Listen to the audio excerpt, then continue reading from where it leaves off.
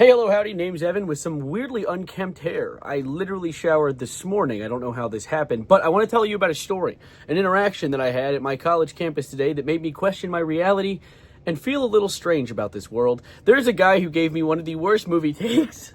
Not the worst movie take. This guy's not like, okay.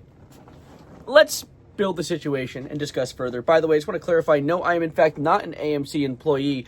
I thrifted this bitch so that I could cosplay as an AMC employee. Never, actually. I would never want to do that. I thought it looked good. So, I was on campus earlier today, and I came across a friend group that I have been slowly building throughout this semester. And they're my gang. I very much appreciate them. And this guy approached the group, and this happens all the time because this group is huge, and I've never actually seen the full extent of it yet. I've just know some of the inner parts of the circle, and I've just been building it slowly but surely throughout the semester because they all know them. So it's just the interweb is becoming interconnected and combined. And so this new guy comes up who I've never met before. Actually, two people. One, his name was, I'm going to say Colton, but I remember I said Colton and it was wrong. And something along those lines, that sort of name. He was playing Silksong. We had a wonderful conversation about Hollow Knight and Silksong. That was great. That was good. Memorable. Enjoyable. Anyways, then there was the next guy. And he came up with some interesting takes right off the bat. He was talking about how Bullet Train is one of the best, and I need to pull up some context. Bullet Train is apparently one of the best movies to have released. Number 3. It was the third best movie to release in 2022. Now, I will not doubt, and I will not shit on, I guess, Bullet Train. I liked Bullet Train. I thought that was a pretty good movie. However, if you look up movies that were dropped in 2022, there are a few good examples of movies that are pretty good. Like Everything Everywhere All at Once, one of my favorite movies of all time. Nope. Holy yep. More like. There was the new Sonic the Hedgehog 2 was good. The Batman with Robert Pattinson. Yeah, put that in my mouth. What else was there? Prey was really good. X, which is a part, not the Elon site. It's part of a trilogy of horror movies that I forget the name. The first one's named after a girl, and one of them's called Pearl. The first one might be called Pearl. I might have answered my own question without knowing it. What else? A lot of other good stuff came out that year. So he said Bullet Train was the third best movie, and I was like, all right.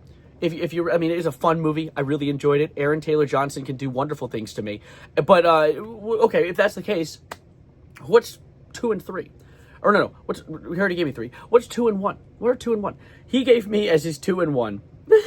And this isn't the bad take. This is just my introduction to this guy's flavor of takes that he gives for movies. But his 2 and 1 were what was it? It was, I think he gave me Sonic the Hedgehog 2 was 4th. But then he gave me Spider-Man No Way Home as 2nd. And then Doctor Strange Multiverse of Madness for number 1. Now, both of those movies were appetizing, right? I consumed them, put them in my mouth. They tasted a little good. I can't doubt that. I can't diss that. However, I brought up hey, what about Everything Ever All at Once? Apparently that movie's ass. Apparently it doesn't look good. Apparently it's woke garbage. What? We're getting there because there's more of that. Because then I bring up that one of my favorite Star Wars movies of all time, and what I think is one of the greatest introductions to the Star Wars franchise to date, Andor and Rogue One. That's relatively a hot take, but I wanted to give it because I needed to challenge this guy's hot takes with some hot takes of my own. He said, first of all, that I deserve to be shot for that opinion. This is America, don't catch you slipping up. But then, after he calmed down, he then said there was too much woke in Andor.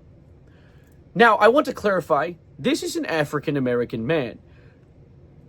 You're fighting your own team. What is going on right now? What's happening? This is confusing. And everyone else at the table, I was the only white guy there. So then this other girl, Leah, I love her. She was wonderful. She was like, "You're black." What do you mean? Oh, there's too much woke nonsense. Oh, being aware, being awake. I would like to be awake. I'd rather other than that, I'd be in bed or unconscious. But he gave that take that it was apparently too woke, utter woke nonsense. Which, by the way, I guess the woke part of Andor is that they don't like fascism.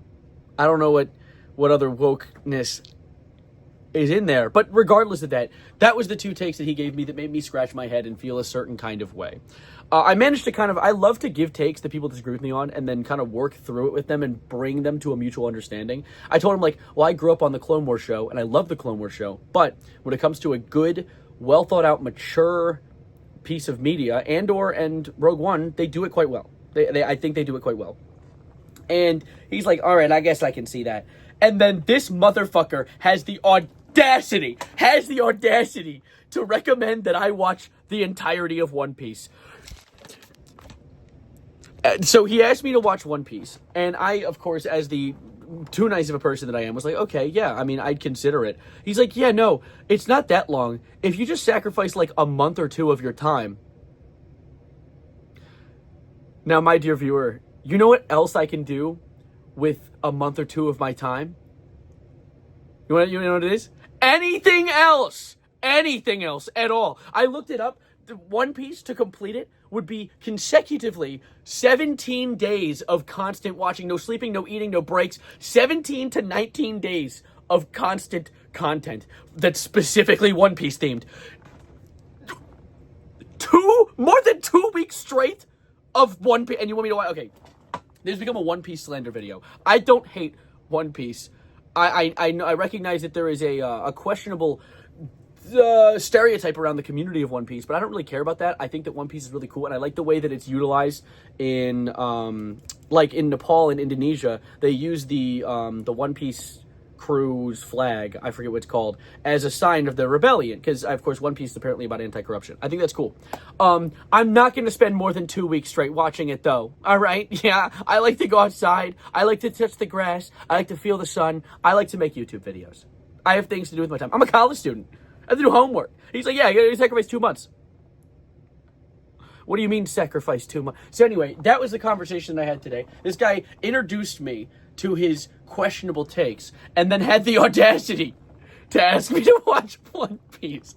That shit was hilarious. So anyways, that's about it for now. I just wanted to share that story with you. I hope you enjoyed. Let me know if you enjoy these stupid little yaps. I don't know why I always ask this after every video, like I'm some sort of insecure little child who thinks you guys don't like my videos. You guys like my videos. You say things. You're nice. Right? Right? Right? Anyway, I'm gonna get out of here because you're sitting on my water. There we go. As always, my name's Evan. Go take a drink of water.